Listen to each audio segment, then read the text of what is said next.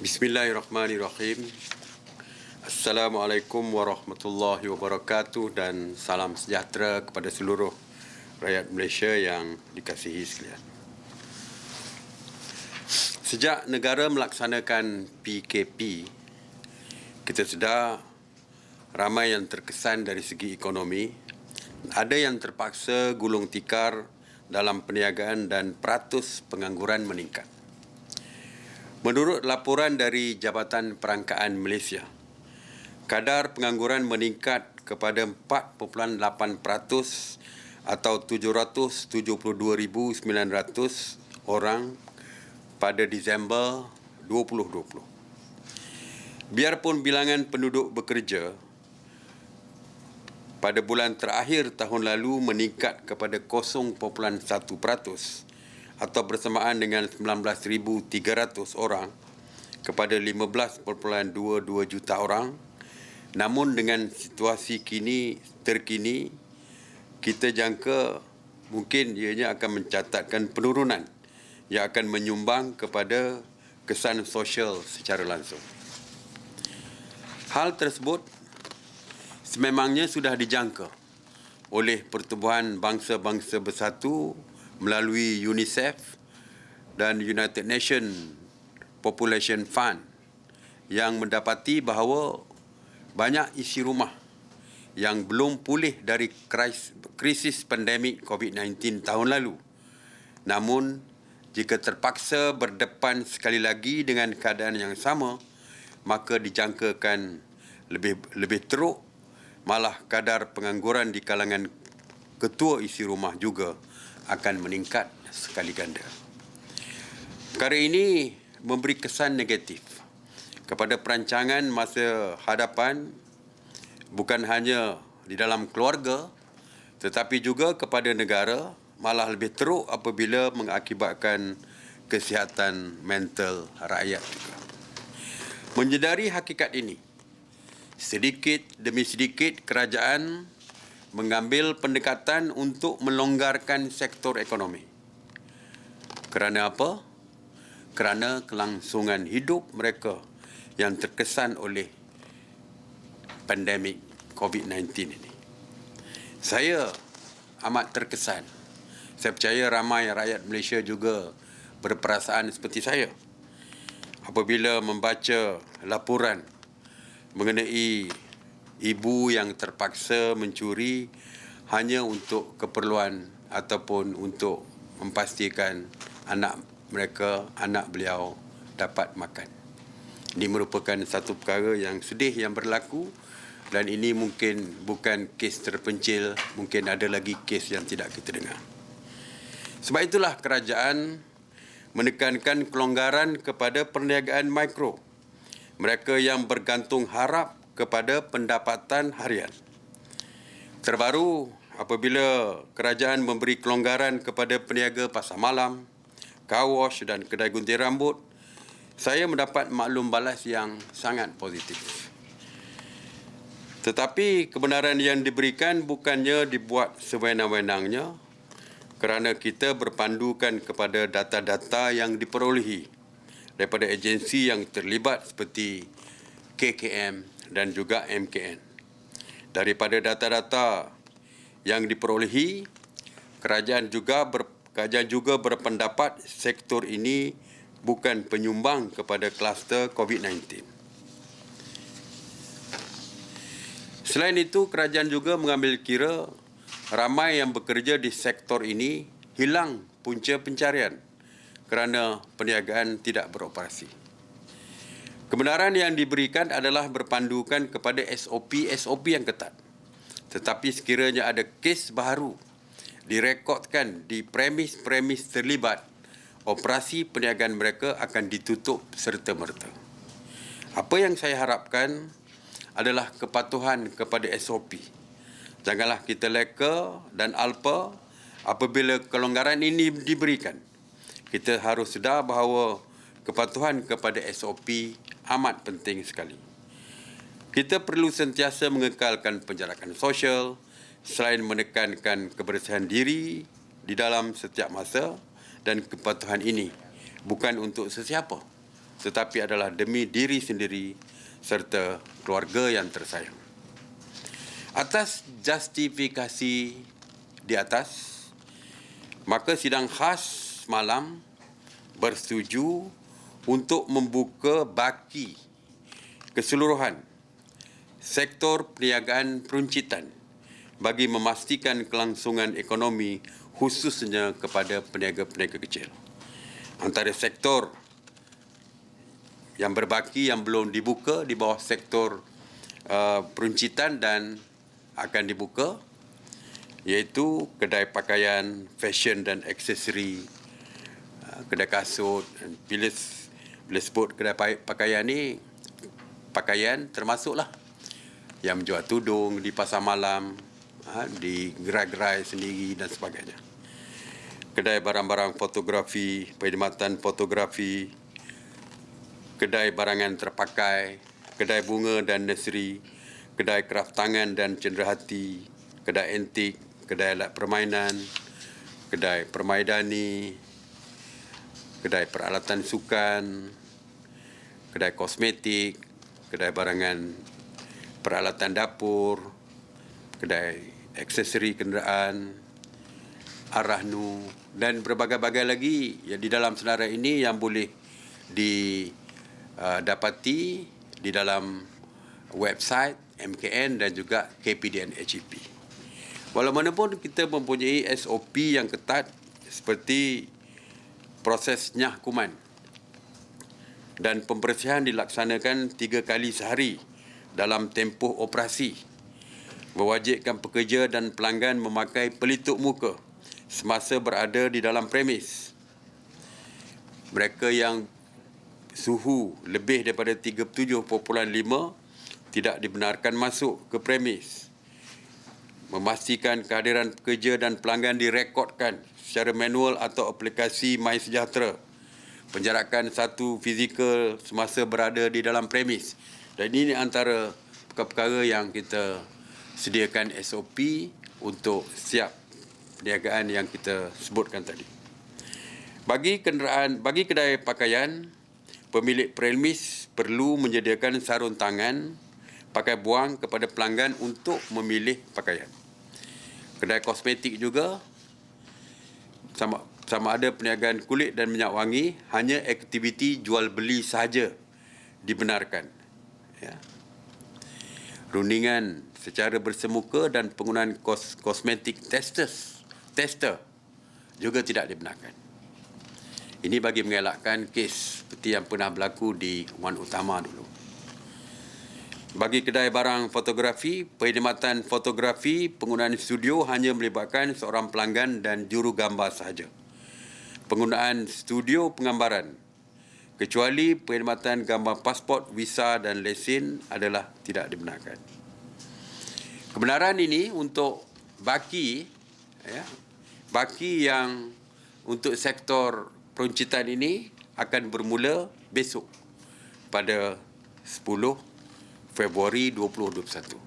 Sebenarnya sebelum ini kita telah pun mengeluarkan senarai yang panjang, yang agak panjang untuk sektor-sektor di bawah sektor peruncitan ini yang dibenarkan. Ya, dah banyaklah. Kita dah umumkan dulu. Jadi siapa yang masih ingin mendapatkan detail mengenai senarai sektor ataupun di bawah sektor peruncitan ini, boleh merujuk kepada laman sesawang KPDN HEP dan laman sesawang MKN. Sekiranya ada perubahan dari masa ke semasa, senarai akan diumumkan oleh KPDN HEP. Kita dah umumkan, saya dah umumkan tadi sebahagian, dulu dah umum, mungkin ada yang tertinggal, ya, yang tidak diumumkan.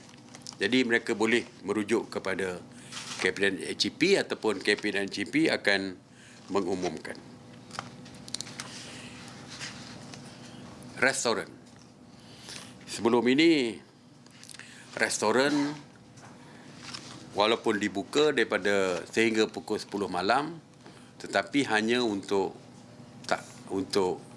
dibawa pulang, take away ataupun makanan berbungkus.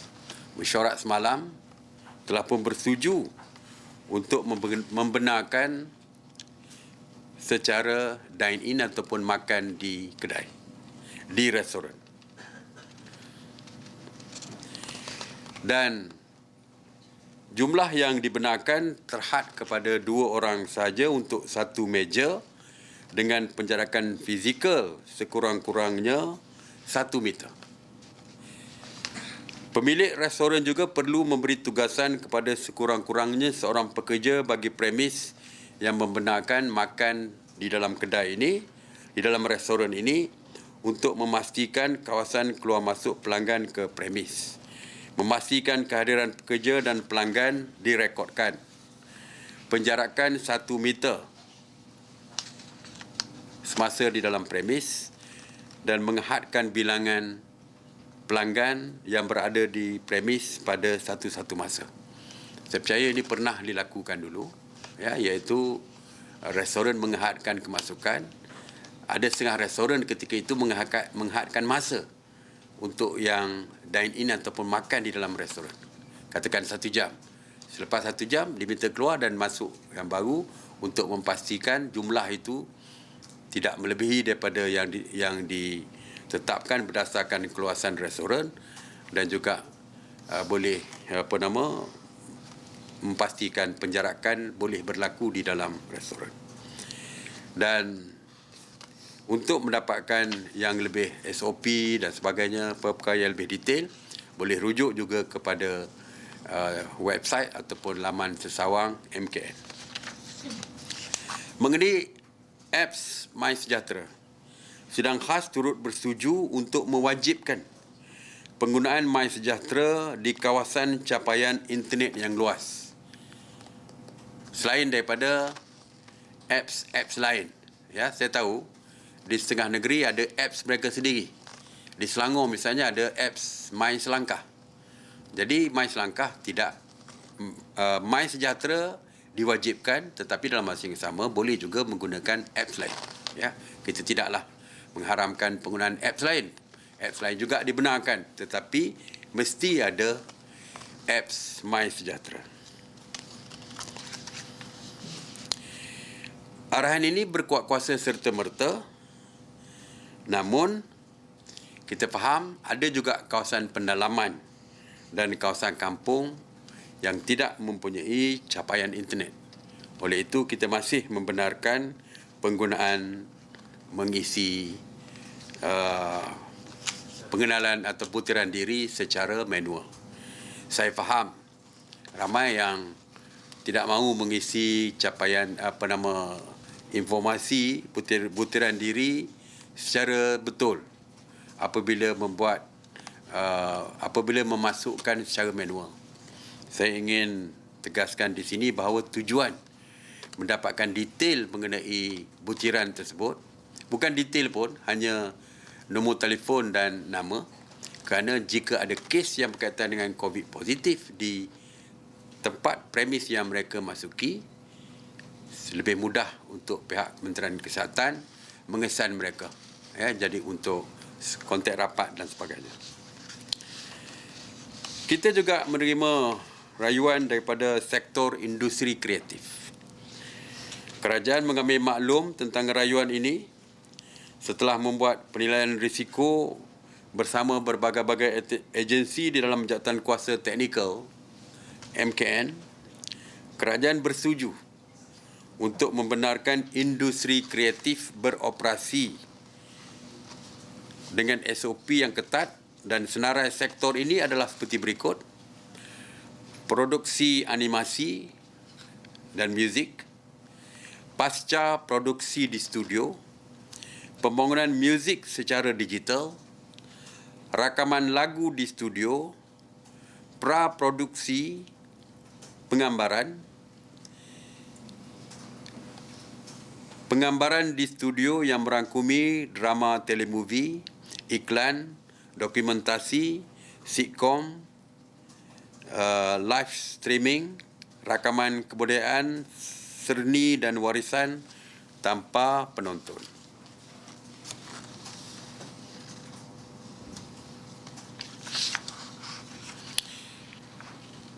Berikut adalah antara SOP yang ditetapkan untuk industri kreatif.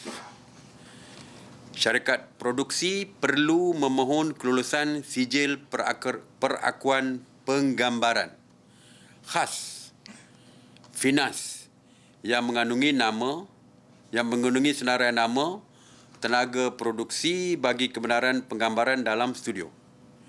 Saringan ujian COVID-19 perlu dilakukan bagi semua tenaga produksi yang akan terlibat dalam penggambaran. Keputusan saringan ujian COVID-19 perlu dikemukakan kepada FINAS 3 hari sebelum tarikh penggambaran. Pengeluaran SPP khas ataupun sijil perakuan penggambaran khas FINAS adalah tertakluk kepada keputusan ujian saringan COVID-19 bagi semua tenaga produksi yang terlibat. Hanya tenaga produksi yang melepasi saringan dibenarkan. Penguatkuasa FINAS akan melakukan pemantauan berkala tenaga kerja pengurusan yang dibenarkan adalah sebanyak 30% dan tidak melebihi 20 orang bagi tenaga sesebuah produksi. Penyediaan makanan dan minuman hanya dibenarkan secara berbungkus. Ujian bakat secara bersemuka adalah tidak dibenarkan dan disaran melakukan secara maya ataupun melalui penghantaran video oleh artis. Mesyuarat produksi secara bersemuka melibatkan kehadiran wakil daripada luar tidak dibenarkan dan hanya dibenarkan secara maya. Dan waktu beroperasi yang dibenarkan bermula 8 pagi sehingga 10 malam saja. Okey, dan seperti biasalah penjarakan sosial jika ada lakonan syuting dan sebagainya, penjarakan sosial dan SOP lain mesti dipatuhi. Kebenaran ini akan berkuat kuasa mulai besok 10 Februari 2021. SOP terperinci juga boleh dilayari di laman Sesawang MK.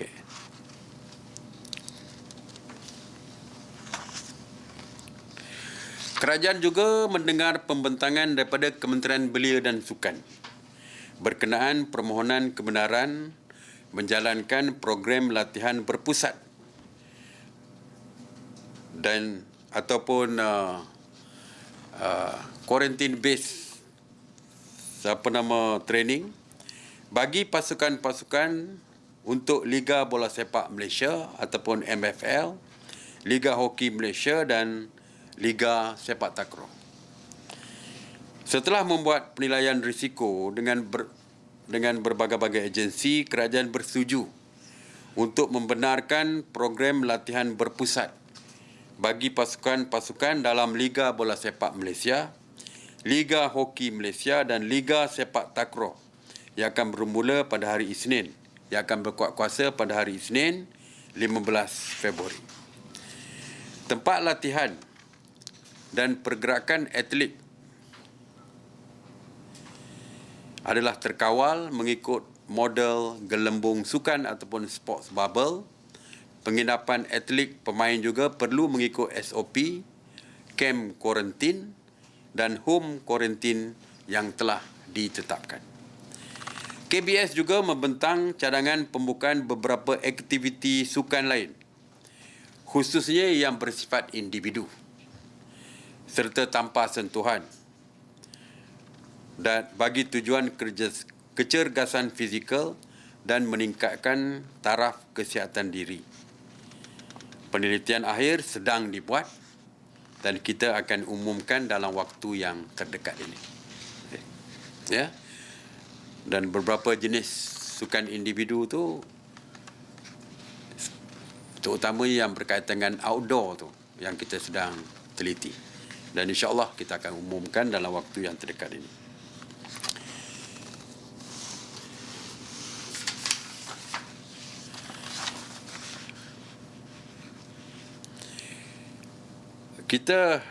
Saya ingin juga mengumumkan oleh kerana dari segi nasihat daripada Kementerian Kesihatan bahawa kes-kes menurun dan terkawal dan tiada lagi kes baru di kawasan yang telah pun diisiakan sebagai PKPD. Jadi saya dengan ini mengumumkan PKPD untuk Kampung Orang Asli Batu Enam, Jalan Pahang, Perak, Pusat Koreksional Dungun dan Kuartus Kaki Tangan. Yang ketiga, Pusat Transit Tahanan Penjara Marang, dengan ini ditamatkan. Itu PKPD ditamatkan. Dan ianya akan bermula pada hari besok 10 Februari. Mengenai Task Force Operasi Pemantauan, seperti biasa, semalam 3,147 Task Force Operasi Pemantauan PDRM yang terdiri daripada 14,476 anggota telah melakukan 71,336 pemantauan dan penguatkuasaan. Semalam PDRM telah menahan 745 individu di atas kesalahan engkar arahan PKP, dan dari jumlah itu 701 telah dikompaun, 41 individu direman, manakala 3 dijamin. Jadi kita berharap supaya rakyat mematuhi SOP yang ditetapkan, kerana seperti yang kita sedar, dimaklumkan oleh pihak polis, mereka akan mengambil tindakan yang tegas dan tidak lagi berkompromi. Ini adalah keputusan daripada pihak polis setelah melihat ramai yang masih gagal mematuhi SOP.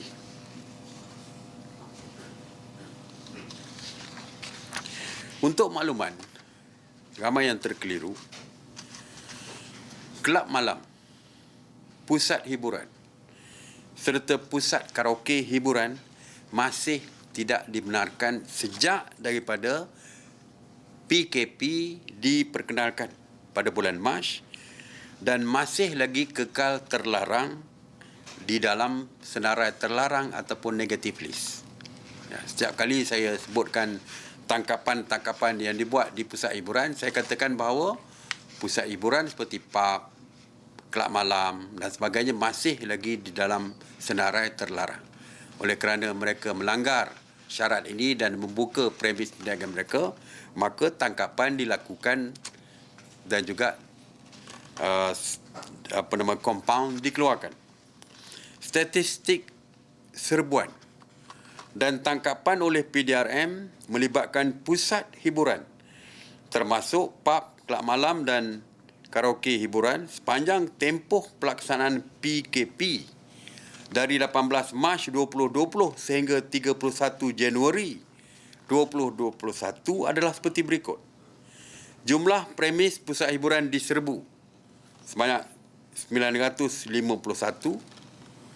Jumlah compound yang dikeluarkan sebanyak 9,587 dan jumlah tangkapan adalah 4,666. Bermakna kajian tidak berkompromi di dalam soal pembukaan pub, kelab malam dan sebagainya, kerana ianya masih lagi di dalam negative list ataupun senarai terlarang. Mengenai Ops Benteng yang melibatkan agensi penguatkuasa yang diketuai oleh Angkatan Tentera Malaysia, semalam Ops Benteng telah berjaya menahan 3 orang parti serta merampas 6 buah kenderaan darat dalam operasi yang diadakan di seluruh negara.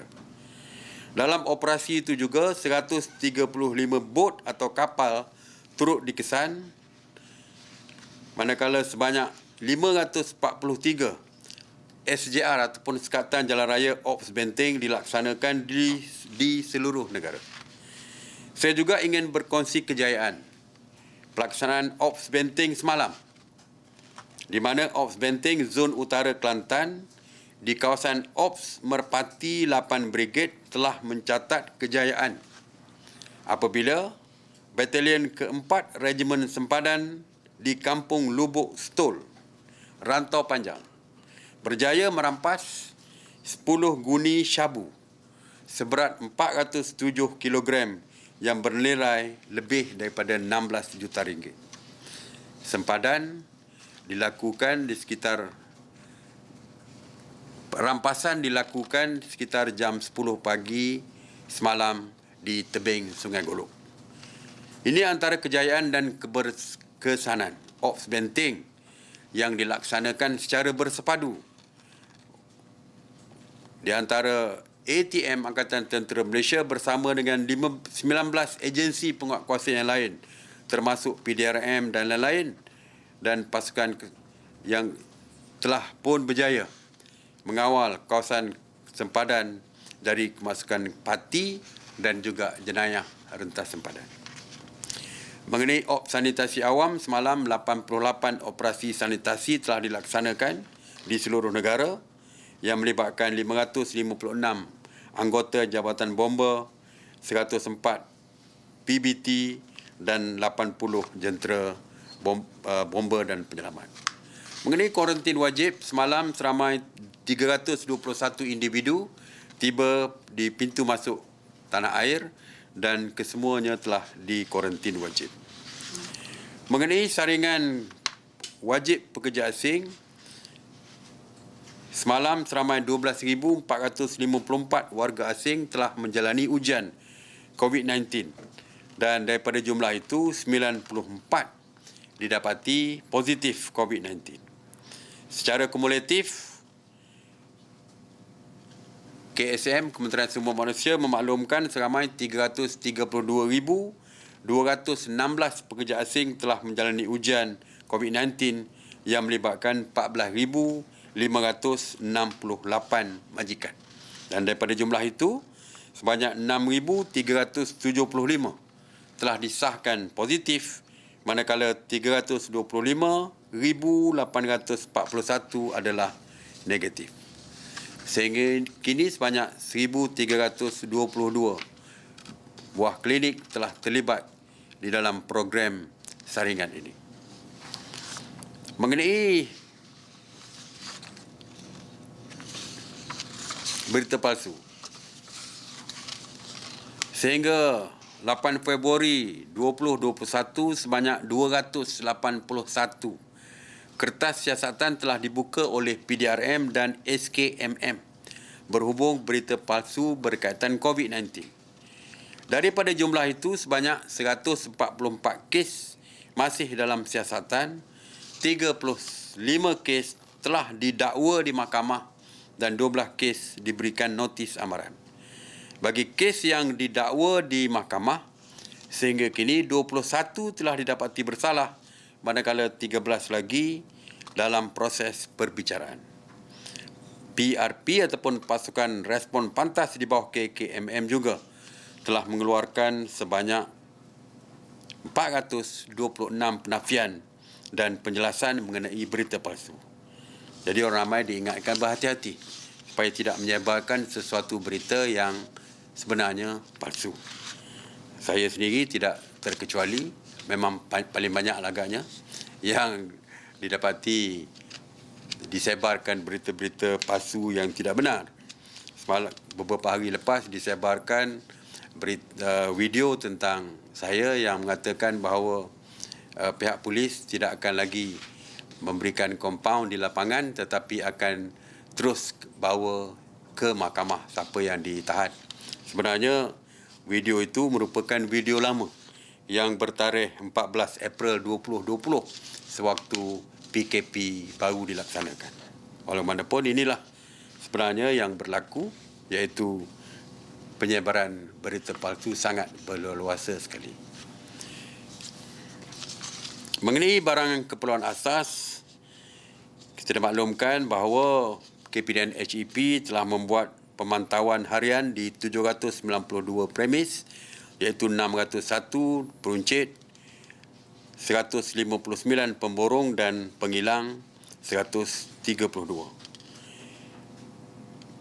Dan daripada pemantauan harian tersebut, KPDN HEP memaklumkan bahawa barang keperluan adalah mudah diperolehi dan mencukupi dan dalam keadaan yang stabil. Jadi itu saja yang saya nak sampaikan. Sekali lagi saya nak ingatkan, saya mengumumkan berbagai-bagai sektor telah mula dibuka di atas alasan untuk menjaga kebajikan rakyat supaya rakyat yang hidup bergantung harapan, bergantung secara untuk mendapatkan pendapatan harian dapat meneruskan hidup apabila kita membuka lebih banyak sektor ini. Cuma sekali lagi saya ingatkan, walaupun kebebasan dan kelonggaran diberi, rakyat perlu patuh kepada setiap SOP yang dikeluarkan oleh kerajaan bagi menjaga kepentingan diri, keluarga dan masyarakat. Dan oleh kerana kita banyak membuka peluang membuka sektor perniagaan, ya, dan tentulah lebih ramai yang akan keluar. Jadi sebab itulah saya ingatkan bahawa dua pematuhan akan ditingkatkan oleh pihak kerajaan melalui agensi-agensi penguatkuasa yang ada, terutamanya PDRM, dibantu oleh pihak tentera, juga dibantu oleh rela serta APM. Jadi berhati-hatilah, patuhilah SOP supaya tidak diambil tindakan oleh pihak berkuasa. Sekian, saya buka kepada soalan. Untuk Sri, saya boleh nama. Berkenaan dengan pengumuman Datuk Sri tadi, mengenai bagi sektor pemicikan yang akan dibenarkan dan kedai makan yang dibenarkan untuk dine-in, ya. Seperti kita tahu, ada banyak premis, termasuk premis makanan yang menggunakan pekerja asing sebagai pekerja mereka. Selain SOP yang telah diletakkan tadi, adakah pekerja asing di premis-premis ini juga diwajibkan membuat ujian swab COVID-19, memandangkan kerajaan telah memperluaskan SOP ini ke seluruh sektor dan seluruh negara mulai Februari juga? Setakat ini, seperti yang kita tahu, semua pekerja asing di perkilangan, semua pekerja asing di binaan, di tapak binaan, sektor pembinaan, dan juga untuk security guards yang lama telah pun diumumkan, telah pun diwajibkan. Saya percaya kita akan perluaskan lagi. Ya, kita akan bincang dengan Kementerian Sumber Manusia supaya diperluaskan lagi saringan pekerja-pekerja warga asing di negara kita. Ya, okey. Farhana dari RTM, ada luahan dari golongan yang mencari rezeki dengan memancing ikan, menangkap ketang, lalat dan sebagainya di pesisir pantai supaya mereka dibenarkan kembali untuk melakukan aktiviti tersebut.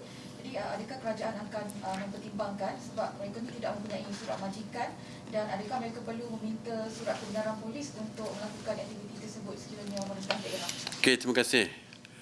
Seperti yang kita sedia maklum, dah diumumkan sejak daripada awal lagi bahawa sektor yang berkaitan dengan keperluan asas, terutamanya makanan, kita buka. Sebab itulah, walaupun sektor lain ditutup, peringkat awal lagi kita sudah buka sektor pertanian, penternakan dan juga perikanan. Perikanan termasuklah semua yang berkaitan dengan perikanan, bukan saja ikan tetapi yang berkaitan. Seperti kalau di Johor, kupang, ya, menangkap kupang dan sebagainya, memang dibenarkan. Dan aktiviti itu berbagai cara.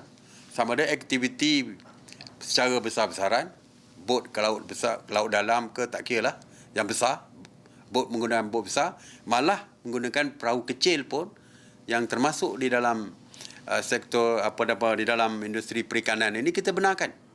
Memang kita benarkan.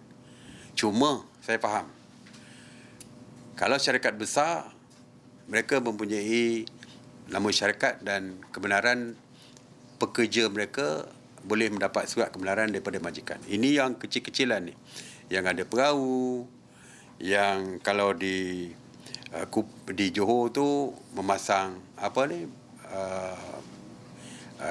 dia ada alat dia untuk memelihara kupang yang mencari ikan secara kecil-kecilan, menjaring, menjala dan sebagainya. Walaupun ini nelayan-nelayan sungai dan nelayan laut, nelayan sungai menjala dan sebagainya, memang tidak